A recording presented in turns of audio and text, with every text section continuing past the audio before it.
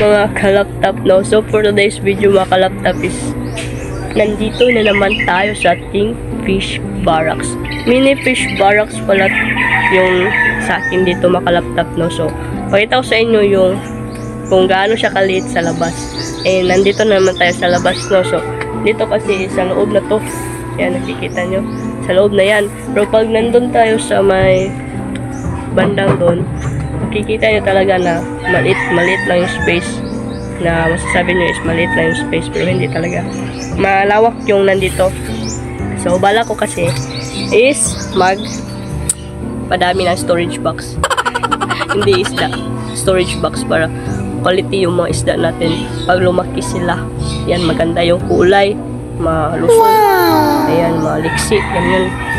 So hintayin ko yung na panahon para makabili tayo ng storage box na ilalagay natin dyan banda, dyan. So diba, so for today's video, ayan, content natin for today is matagal na tong parcel na to sa akin makalaptop, mga isang parang 2 linggo na nakalipas.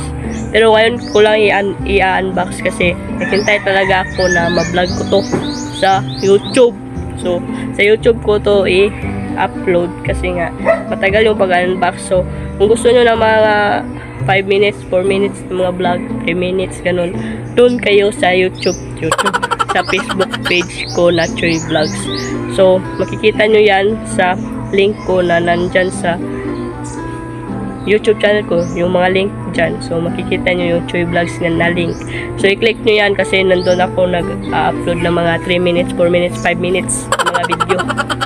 So dito sa YouTube natin is siguro maliit na yung 9 minutes or 10 minutes. So ganun. So ngayon guys is ito na yung parcel natin. Pakita ko sa inyo. Ito siya. Wow! Laki na. So salamat sa sponsor natin dito, no? So kay Ate, galing to kay Ate. Binili ni Ate to and sponsor na rin yun. Tatawag na din yun ng sponsor para yan sa ating mga muli. So nakikita nyo yung mga muli natin, yung bagong setup natin dito sa ating mini barracks. So diba, so ito yung hinintay ko na i-unbox para makabit na natin to sa mga muli natin at saka sa tuxedo ko yung nagapin natin. Kasi ito lang yung kulang na sangkap para mabuo na yung setup natin. So i-unbox natin to para makita nyo. Let's go. So mga kalaptop, ito siya.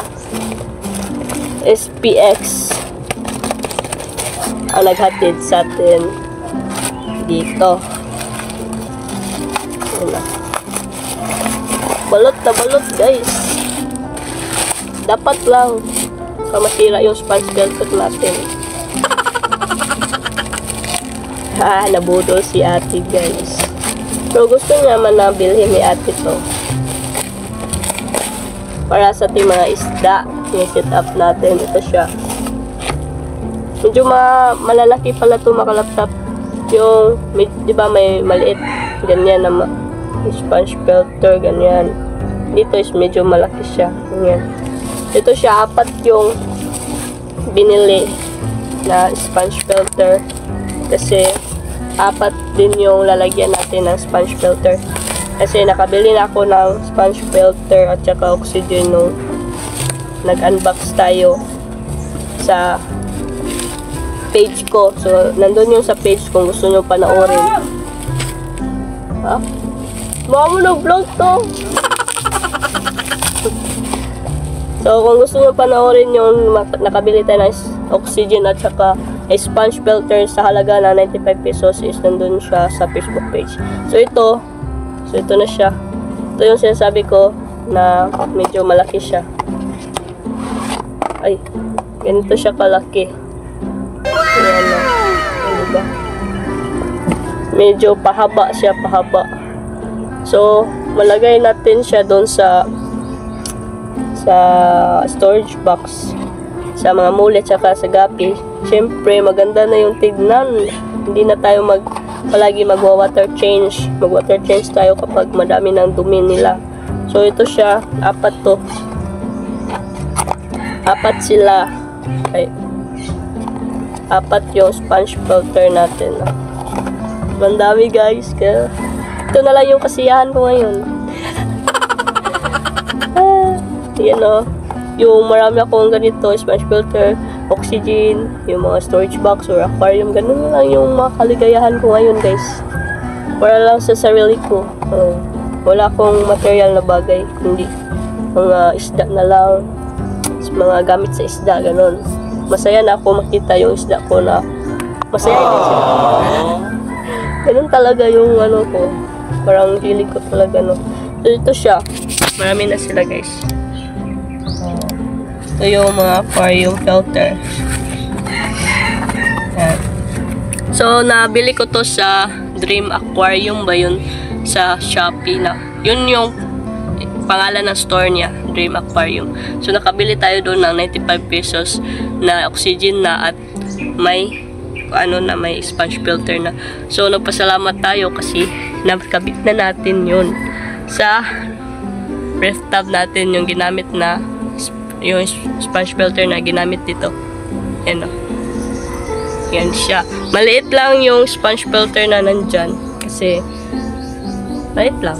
Kasi yun yung nakakaya sa budget natin. Pero, yung ganito na sponge filter, yan, malaki to. So, kasyang-kasya to siya dito. Yung sa mga storage box natin sa Molly.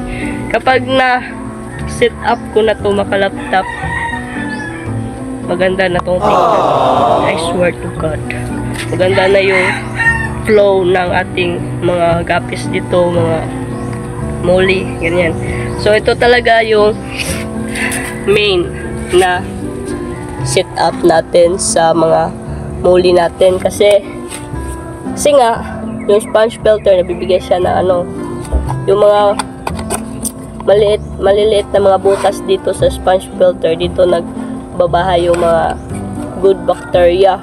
So sila yung nag-control sa mga bad bacteria na nandito sa mga tubig natin. So mahalaga talaga yung sponge filter natin sa mga isda. Kahit na mahal yan maka-laptop, bibilhin talaga natin yan. So, ito, swerte tayo kasi nga binilan tayo ni ate ng 4 na sponge filter. So, makaset up na tayo nito. Ang kulang na lang sa atin is yung controller at saka yung splitter. So, naka-decide ako maka-laptop na splitter na lang yung bibilhin natin na pangkabit dito. Para marami siyang malagyan, hindi na yung connector kasi marami lang tayong sa connector. So, isahan na lang, splitter para iba-iba yung mga para ma-divide talaga siya, ganun. So, yun lang. Ito lang yung vlog natin for today. Sana is nag-enjoy kayo sa team vlog. So, yun lang. Kakahingal pala yung Tagalog, guys. May 4 na tayo na sponge filter. So, hintayin nyo yung vlog natin the next day or 2 days from now. 2 days from now. So, hintayin nyo yun kasi baka nga is na ma-set up na natin yung sponge filter dito sa ating bagong set up sa Molly at saka dito sa ating Tuxedo Koi.